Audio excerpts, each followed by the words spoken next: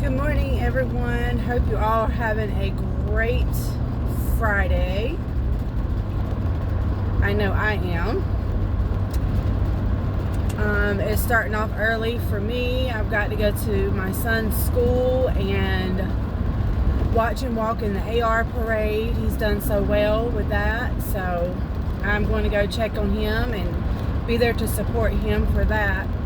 But I just wanted to hop on here for a minute because I haven't spoken to you all in quite some time, and I just want to get up here and say hey and give you some words of encouragement and just kind of check in on you. There have been a couple of podcasts that have been posted. I have another one fixing to come up on this channel called There Is Freedom, and I just talk about what kind of things that we are sometimes bound to, and we don't realize it until it's already done, or until we've been through it. And there's just freedom. There's freedom for everyone, because when Jesus died on the cross, that was when freedom began. And I just wanted to to give some insight on that, and to let you guys know that you are never too chained in, or never too bound by anything, addiction, divorce.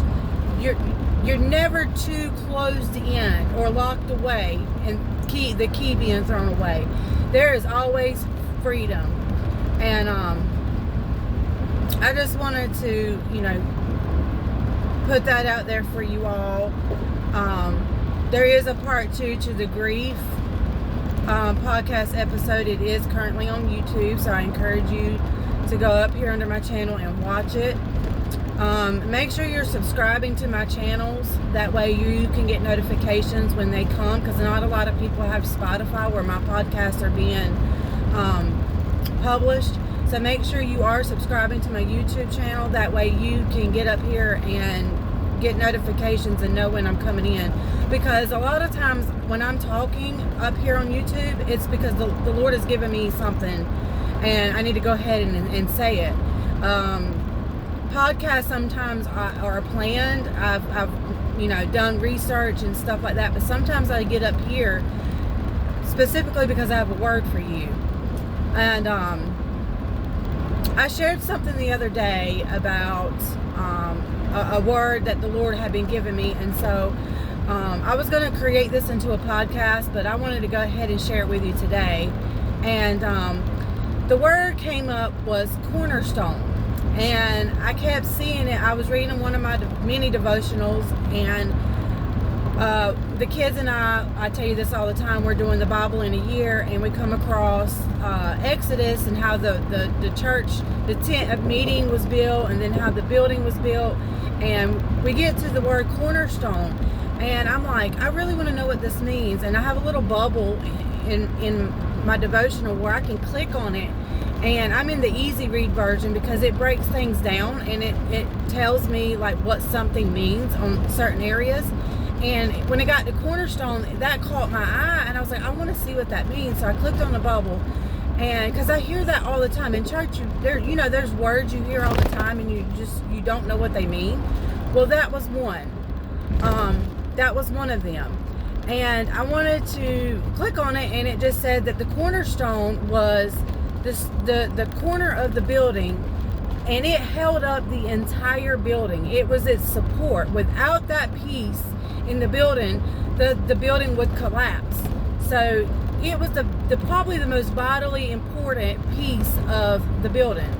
And of course they use Jesus as a reference to the cornerstone, and I'm like, that is so true. Well, I'm in a small group at church, and I don't know if any of you have ever heard of Lisa Bevere, but she is a strong warrior, especially for women. And this is my second time being in this small group with a book from her. And this one's called Girls with Swords. And I mean, this book is just continuously getting better. And I had missed the week prior because just a lot going on. And I didn't even read the chapter. Now, I'm one that I stay on top of it. Even if it's the day of small groups, I'll go ahead and read the chapter in full. And I'm never behind a chapter. Well, when I went to small groups this past Wednesday, I was behind a chapter. So I didn't even, I went anyways. I showed up. And I went home that night and I was like, well, I'm going to read the chapter that they just finished. And before that, the kids and I did our devotional, and now we are in Leviticus, and it talks about when Jesus is talking to his disciples, and he's telling them, he's always talking in parables, and sometimes they don't know what he's trying to say, and he'll explain it to them. But it talks about the master who had a grapevine and or a vineyard, and he goes and he sends his servants out into the vineyard to the farmers, and of course the farmers are very greedy. They want what they want for themselves, and so they're killing all the servants. And so the master decides he's going to send his only son out into the field. And of course he's thinking, well, if I send my only son, then they won't kill him, but inevitably they kill him. And so he's using that as a parable towards himself, that he's the son that's been sent out to be killed, and people are going to deceive him, people are going to be against him, people are going to kill him. And it was just amazing that we had just read that, and as soon as I started reading the chapter, it referenced that. And down below, right under that, it referenced the Bible verse about the cornerstone. And I said, okay, Lord, I am listening. Because sometimes when God gives you multiple things, when you're hearing the same thing over and over and over, and it's something biblically, it is from the Lord. He's trying to give you a message. He's trying to tell you something. And I have been battling with anger really bad here lately. I mean, just almost like my old self used to be before I got addicted to drugs, where I was just angry all the time. And I'm literally starting to feel like that again. And I just started crying out to the Lord. I'm like, Lord, I need something. And all he could tell me was cornerstone. And I kept seeing the word cornerstone. And then he gave the parable. And I said, you know what? You're right. I said, because without you, Lord, I would fall. He just wanted to remind me that he's my cornerstone, because he's what keeps me sturdy. He's what keeps me up. He's what keeps my building from falling. And even though my building may fall, that corner piece will still be there. That cornerstone will still be there. It doesn't shake. It doesn't move. It doesn't change. And so when I'm going through these anger issues, I keep being reminded of that. And I'm like, you know how true that is. And then, we're reading about women, or us and Christians in general. There's a difference between a soldier and a warrior, and we are warrior women. And I just read a part where it says Satan is after the women. Like, church has a feminine meaning, but it's not just for women. Of course, it's for men and women. But that Satan is just aggressively after the women. And I think it's because we are so powerful, and we love deeply, that we are very, very strong in praying and interceding for others. And I keep saying I'm angry for a reason. I said there's got to be somebody out there that's angry and that I need to pray for. And I don't even know who that person is, but somebody is angry. And then I even started praying over myself, because I learned this in inner healing, that when I act like that something could have attached itself to me when I'm out in the field working or ministering to other people. Sometimes something can attach itself to me that shouldn't. So I just started praying for deliverance and for whatever it was that was attached to me to be off of me. I've even prayed that, and still I'm dealing with these anger things. So I got to constantly pray. But there's somebody close to me. It may not even be close to me, but somebody that's angry. It may be you that's watching that are dealing with anger issues. You're angry at something. And I just want to pray for you. I just want to let you know that you do not have to be this way. I read my morning devotional this morning, and it said that, oh no, I think it was in the book that I read, that God does not like anxiety. He doesn't like anger. He doesn't like resentment. He doesn't like self-indulgence. I just seen all of that, and I was like, oh my goodness. And it just shook me to my core, because I'm like, the word anger was, or bitterness and jealousy, all that was in there, and I'm like, oh my goodness, anger is in there. So I need to fix it. I need to fix it, Lord. And my message is to you, if you're dealing with anger issues, give it to God. You know, anger is not from the Lord. It's not. He's not an angry God. Now he can be disappointed and upset because we have defied him, but anger is not what he gives to us. He gives us joy. He gives us peace. He gives us love. He gives us patience. He gives us happiness.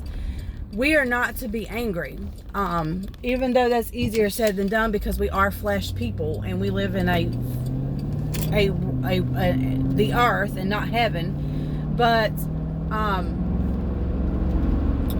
regardless, when we start feeling anger, I tell my kids this all the time, and I learned this for somebody in my small group, and it was just very powerful because it's worked for me. My son, I'm telling you, he is a man of, he's going to be a man of God. He's already a child of God.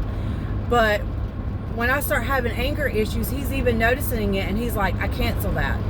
You know, I learned that from one of my friends in small group, and they do that in their house, and I'm like, oh, we need to step in and do that, because what we're doing is we're canceling out whatever the enemy's trying to latch itself to us.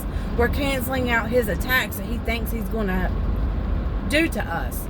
And if we say, I cancel that, that cancels it. Like, and I have effectively watched it. I have physically watched it work. Especially when my son comes home and he's just in the mood, and I'm like, I cancel that. Like, I'll use it on him. And he just stops immediately. And sometimes we have to repeat it over and over, because we need to let Satan know that he is not in control. He does not have the say-so on us. If we allow him, then yes, he's going to rule us, and he's going to do whatever he can or won't. So we need to be mindful of that, and we need to understand that he holds nothing on us. He has no foothold. He has no grounds to stand on. So we have to be in authority with the Lord and in his name, to know that we can defeat the enemy, even if it is with anger issues. So be sure that you're giving whatever problems you're going through to the Lord, because he's the only one that can fix it. And I'd rather you go to the Lord and resolve that anger issue than you don't go to him and the anger issue turns into something violent, or turns into drug addiction or other types of addiction, or, you know, just other serious problems. So just keep that in mind, okay? But I need to get on in here to my son's school so I can watch him in the parade. Sorry, I'm trying to let people go and they don't want to go. But yeah, just keep it in mind that you don't have to be angry. As long as you give it to the Lord, you don't have to be angry. So, I'm